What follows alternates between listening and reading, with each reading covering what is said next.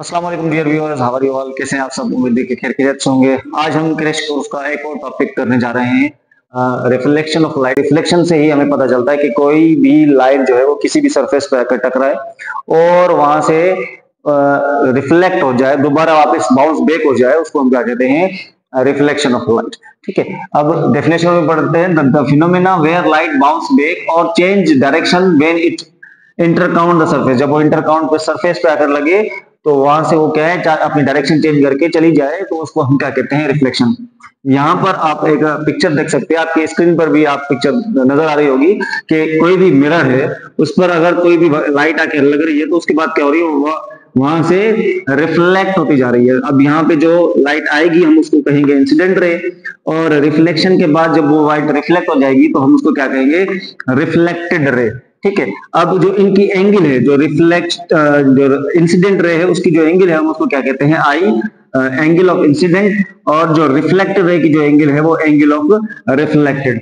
अब ये जिस प्लेन पर, यहाँ पे एक बीच में एक लाइन है, एक प्लेन है जिसको हम कहते हैं नॉर्मल। ठीक है, अब नॉर्मल क्या होता है कि आपका कोई भी सरफेस जहां पर लाइट रिफ्लेक्ट हो रही है उस सरफेस पे परपेंडिकुलर लाइन ड्रा करेंगे, उसको हम क्या कहते हैं? नॉर्मल। ठीक है, ये बहुत आसान फिगर और आपकी स्क्रीन पर भी नजर आ रही होगी। ये फिगर आप क्लियरली इसको देख सकते हैं। उसके बाद लॉज ऑफ रिफ्लेक्शन है।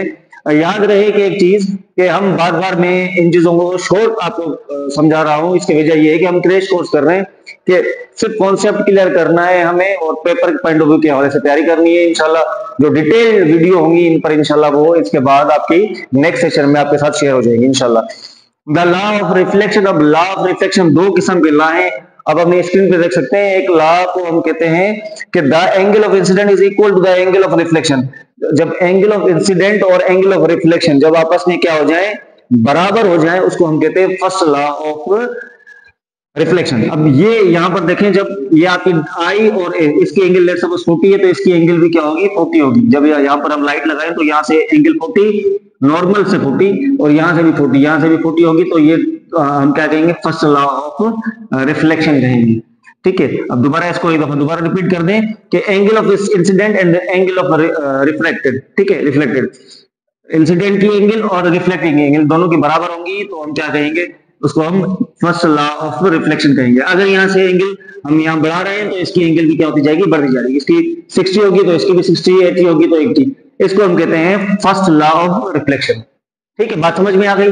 अब थोड़ा सा आगे चलते हैं कि सेकंड लॉ क्या कहता है। सेकंड लॉ कहता है कि इंसिडेंट रे, आपकी इंसिडेंट रे, रिफ्लेक्टेड रे और नॉर्मल किसी भी एक प्लेन के ऊपर हो, कोई भी एक प्लेन हो, उस सरफेस पर आप पिक्चर आप देख सकते हैं, क्लियरली आपको नजर आ रहा होगा, उसमें आपको कॉन्सेप्ट क्लियर हो रहा होगा कि तीनों चीजें एक ही प्लेन के ऊपर हो तो हम उसको क्या कहते हैं?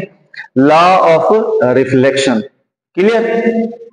अब थोड़ा सा आगे, और if two planes are placed parallel then infinite number of images are formed. जब हम दो मिरर्स को आपस के बिल्कुल एक सामने रखेंगे तो उसके बीच में अगर आप खड़े हो जाएं तो आपकी जो इमेजेस बनेगी नंबर ऑफ इनफाइनाइट्स बनेगी। जैसे आप अक्सर जो है बार्बर की शॉप पर जाते हैं बाल कटवाने, तो जब उनके भी आमने सामने उनके आगे पीछे एक शीशा लगा होता है, अक्सर आपने नोट किया होगा, तो आपने देखा होगा कि वहां पर आपकी नंबर ऑफ इनफाइनाइट पिक्चर बन रही है। आपका फेस, फिर फेस, इस तरीके से पिक्चर में भी आप देख लें कि आप बिल्कुल इजीली समझ में आ गया होगा आपको। ठीक है, अब थोड़ा सा मिरर को भी समझते हैं। अब वो मिरर क्या है? मिरर जो है spherical mirror, mirror with a curve reflecting surface. जो है वो मिरर क्या होता है? कर्व में होता है। हमारे पास स्टेट मिरर भी होते हैं जो हम अमूमन जो है वॉशरूम वगैरह में या अपने घरों में तैयार होने के लिए इस्तेमाल करते हैं।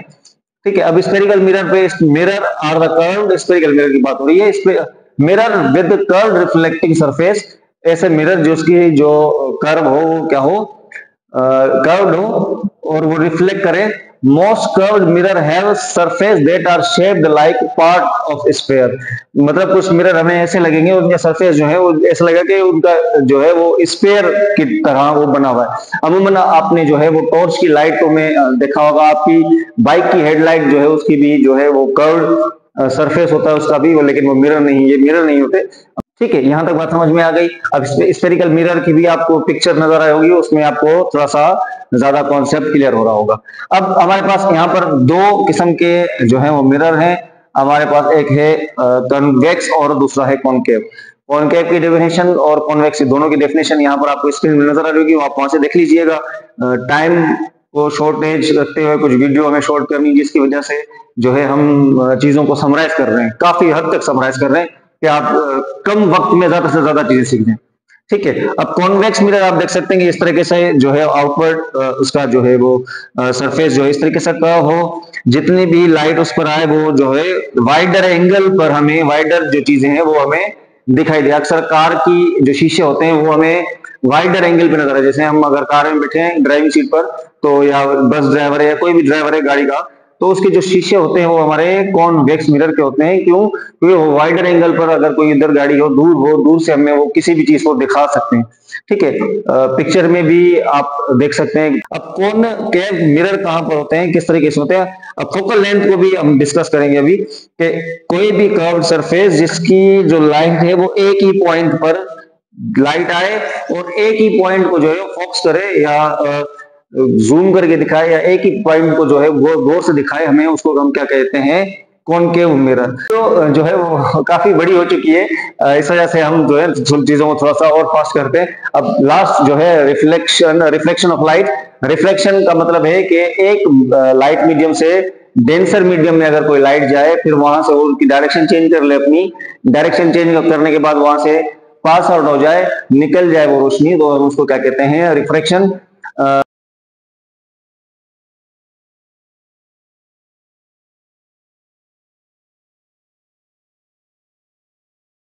एक छोटी सी पिक्चर भी आपको स्क्रीन में नजर आ रही होगी रिफ्लेक्शन की। हमने रिफ्लेक्शन पे शॉर्ट वीडियो भी अपलोड की हुई है, वो भी आप देख सकते हैं। ठीक है, आपको ज्यादा कॉन्सेप्ट क्लियर हो जाएगा। अब the bending of the bending effect of light, bend हो जाए लाइट का, it passes from one transparent medium to another. एक मीडियम से ट्रांसपेरेंट मीडियम से दूसरे ट्रांसपेरेंट मीडियम में ट्रांसफर हो, हम उसको क्या कहते हैं? रिफ्लेक्शन। अब इसको थोड़ा सा पिक्चर को समझते हैं और वीडियो को एंड करते हैं। ठीक है, अब क्या लाइट आ रही है उसको हम इंसिडेंट रे कहेंगे, उसकी एंगल जैसे यहाँ पर डिस्कस की तो इंसिडेंट एंगल कहलाएगी। ये प्लेन नॉर्मल जो सरफेस पर परपेंडिकुलर हो उसको हम नॉर्मल कहते हैं। ये एयर, इस तरफ भी एयर, लेकिन यहाँ पर बीच में गिलास है। जब वो ट्रांसपेरेंट मीडियम में अंदर जाएगी तो लाइट क्या है? वो रिफ्रैक्ट हो जाएगी और हम उसको आर कहेंगे, एंगल ऑफ रिफ्रैक्शन। इसको हम क्या कहेंगे? रिफ्रैक्टेड रे कहेंगे। और उसके बाद जब वो वहां से निकलेगी तो हम उसको कहेंगे एमरजेंट रे। ठीक है, वहां से बाहर आउट होगी। यहां पर जो है नॉर्मल होगा एन होगा, और यहां पर n dash will be the normal. क्यों हमें इनमें डिफरेंशिएट करना है कि जो है इंसिडेंट रे का नॉर्मल है और वो ये जो है इमर्जेंट रे का नॉर्मल है।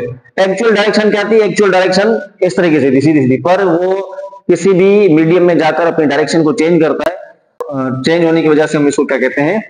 रिफ्लेक्शन। क्या कहते हैं? Refraction of light. ठीक है, उम्मीद है ये आज का टॉपिक आपको रिफ्लेक्शन ऑफ लाइट, इस पर भी एक और वीडियो बनाएंगे हम इंशाल्लाह, वो भी आप देख सकते हैं। और thank you for watching Saraj explore.